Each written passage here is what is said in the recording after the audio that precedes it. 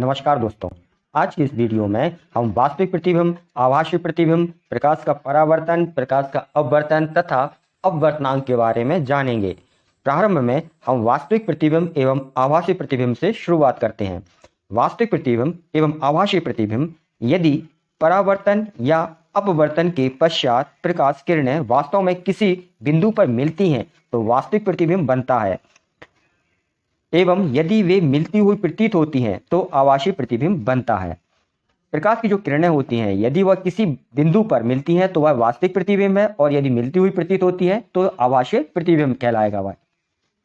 प्रकाश का परावर्तन, जब एक प्रकाश किरण किसी माध्यम से चलकर एक परिसीमा पर आपतित होकर उसी माध्यम में वापस आ जाती है तो इस घटना को प्रकाश का परावर्तन कहते हैं। जैसे कि चित्र में आप देखें, यह कोई चमकदार सतह है या कोई समतल दर्पण।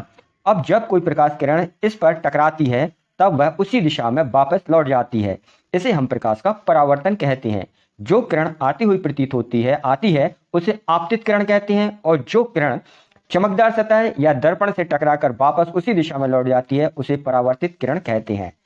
इस पर पड़ने वाला अभिलंब इसे दो भागों में बांट देता है। एक भाग आपतित कोण कहलाएगा, दूसरा परावर्तित कोण कहलाएगा। क्योंकि अभिलंब जो होता है वो कोण को दो समान भागों में बांटता है, इसलिए आपतित कोण और परावर्तित कोण आपस में बराबर होंगे। ये परावर्तन के नियम के अंतर्गत आता है। अब यदि हम परावर्तन के नियम को देखें तो पहला नियम यही हुआ, कोण I बराबर कोण R। आपतित कोण परावर्तित कोण के बराबर होता है।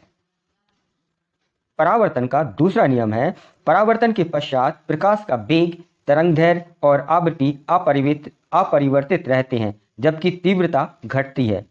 तीसरा नियम है, यदि परावर्तन सघन माध्यम से होता है तो कला पाई से परिवर्तित हो जाती है। अब हम प्रकाश का अपवर्तन के बारे में जानेंगे। प्रकाश के अपवर्तन में प्रकाश एक माध्यम से दूसरे माध्यम में प्रवेश करते समय प्रकाश किरण का मार्ग से विचलित हो जाना प्रकाश का अपवर्तन कहलाता है।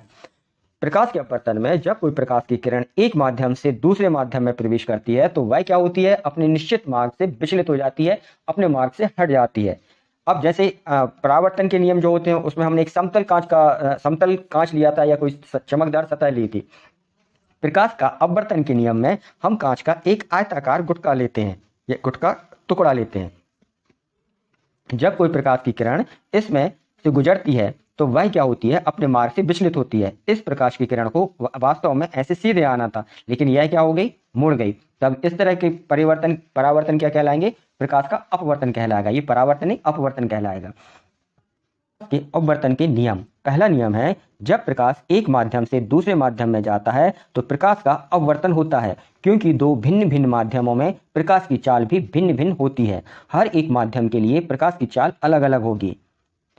दूसरा है, दो माध्यमों में प्रकाश की चालों में जितना अधिक अंतर होगा अपवर्तनांक उतना ही अधिक होगा। तीसरा है, वह माध्यम जिसमें प्रकाश की चाल अधिक होती है प्रकाशीय विरल माध्यम, एवं वह माध्यम जिसमें प्रकाश की चाल कम होती है प्रकाशीय सघन माध्यम होता है।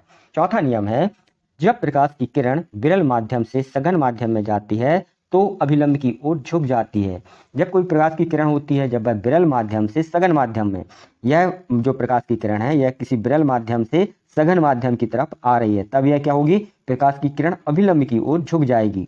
अब जैसे ये आपतित किरण है, यह आपतित किरण को सीधा जाना चाहिए इस तरह से, यहाँ पे ये डैश डैश है तो यहाँ सीधे आना चाहिए था, लेकिन यह क्या होता है, इस पे पड़ने वाला जो अभिलंब होता है, ये अभिलंब है, इस अभिलंब की तरफ यह क्या हो रही है, झुक रही है। तो अगला नियम है, जब प्रकाश की किरण सघन माध्यम से विरल माध्यम में जाती है तो अभिलंब से दूर हट जाती है।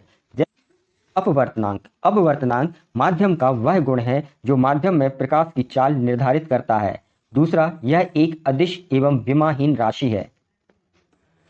तीसरा है निरपेक्ष अपवर्तनांक, जब प्रकाश वायु से किसी पारदर्शी माध्यम में गमन करता है तब वायु के सापेक्ष माध्यम का अपवर्तनांक इसका निरपेक्ष अपवर्तनांक कहलाता है। अर्थात म्यू बराबर C/V। कांच, जल और हीरे के निरपेक्ष अपवर्तनांक क्रमशः यह होंगे, कांच का अपवर्तनांक 3/2 या 1.5। इसी प्रकार जल का अपवर्तनांक 4/3 या 1.33। हीरे का अपवर्तनांक 12/5 या 2.4। सापेक्ष अपवर्तनांक, जब प्रकाश माध्यम 1 से माध्यम 2 में गमन करता है तब माध्यम 1 के सापेक्ष माध्यम 2 का अपवर्तनांक इसका सापेक्ष अपवर्तनांक कहलाता है। अतः 1 μ2 बराबर μ2 बटे μ1 बराबर V1 बटे V2, जहां V1 एवं V2 क्रमशः माध्यम 1 एवं 2 में प्रकाश की चाल है। पांचवा बिंदु है अपवर्तनांक का तात्पर्य निरपेक्ष अपवर्तनांक से होता है।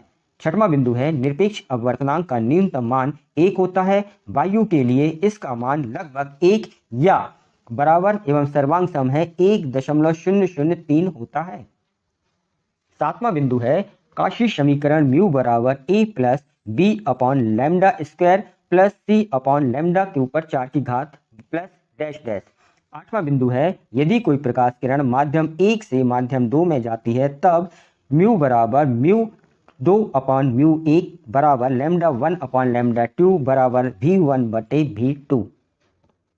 अपवर्तनांक को प्रभावित करने वाले कारक, पहला माध्यम की प्रगति, दूसरा प्रकाश का रंग या तरंगदैर्घ्य, तीसरा माध्यम का ताप बढ़ने पर माध्यम का अपवर्तनांक घटता है। प्रश्न या सुझाव को कमेंट्स बॉक्स में लिखें। चैनल से जुड़े रहने के लिए यूट्यूब चैनल के लिए सब्सक्राइब करें, फेसबुक पेज को फॉलो करें। वीडियो समझ में आया हो तो वीडियो को लाइक व शेयर करें। वीडियो को समझने में कठिनाई गई हो तो उसे कमेंट्स बॉक्स में अवश्य लिखें।